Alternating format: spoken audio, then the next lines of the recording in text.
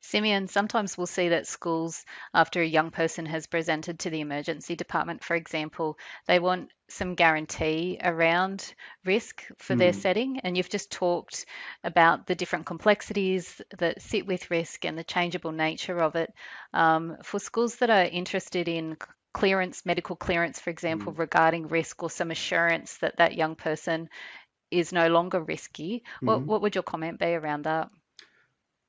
Oh, we cannot guarantee that it's changeable. That, as I said earlier, someone can have a strong emotional response to something, and then that their emotional arousal can have dissipated by the time we see them in an assessment, and so their risk at that time may not be particularly high.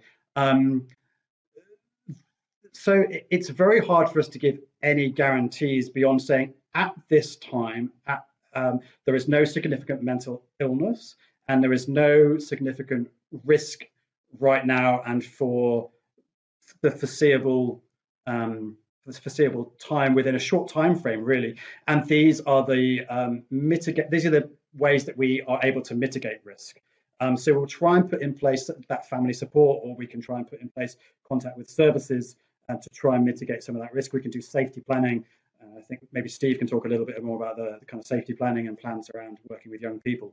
Um, so we can talk about those mitigating factors that we've put in place. We can talk about our assessment not finding any significant mental illness.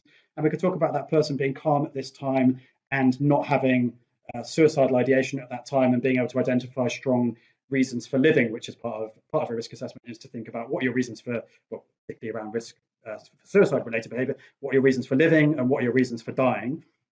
And we can say at this time, this person is able to identify their reasons for living, their reasons for dying. We are able to mitigate in this way, but particularly with young people who tend to be more emotionally reactive anyway, that risk can change, and some of those mitigating factors that we've put in place may well fall down. Some of the family arguments can occur. So we don't actually have the ability to give a tick of approval and say, yep, this person is going to be safe ever and they're never going to hurt themselves again or are never going to think about suicide again. If someone's thought about suicide once, they're likely to think about suicide again. And if they're in a distressed state, they're likely to make a comment about, well, I might as well die, or I could jump off a building or something like that when they're in a highly emotional and reactive state.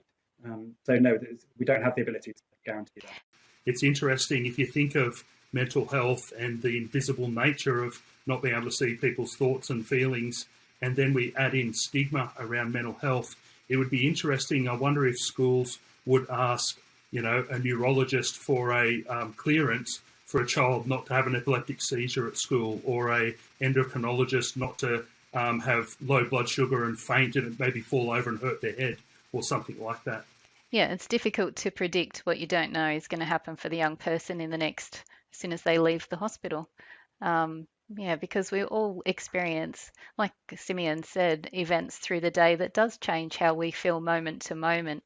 And depending on the vulnerability that sits with that young person would be dependent on how they're going to respond to those events.